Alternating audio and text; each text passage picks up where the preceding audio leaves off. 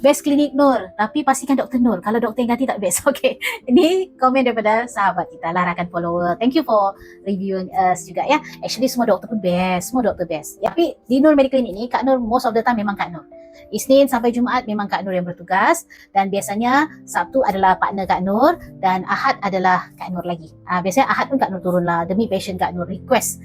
Cuma Selasa kami tutup. Okay, tapi basically semua doktor pun best. Cuma certain individu dia punya preference jenis doktornya mungkin berbeza.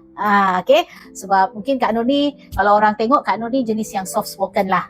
Kak Nur memang jenis yang selalu orang kata peramah, tapi tidaklah peramah sangat pun. Biasa je.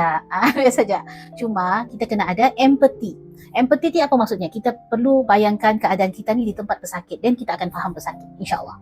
Dan kedua, kita kena buat kerja tu demi keberkatan Allah sebenarnya. Sebab kalau kita buat dengan harapan pujian orang, kita akan memilih bulu tu. Kita akan buat bagus dengan orang tertentu saja. Tapi kalau kita buat kerana mendapatkan keberkatan Allah yang Maha Esa kan, so kita akan berusaha buat yang terbaik kepada semua orang. InsyaAllah ya. Semoga dapatlah kita pahala juga, insyaAllah. Okay. Tapi kalau korang tanya, semua doktor pun best. Semua pun best. Ya, bagaimana pun best juga. Okay. Thank you sebab review Nur Medical Clinic.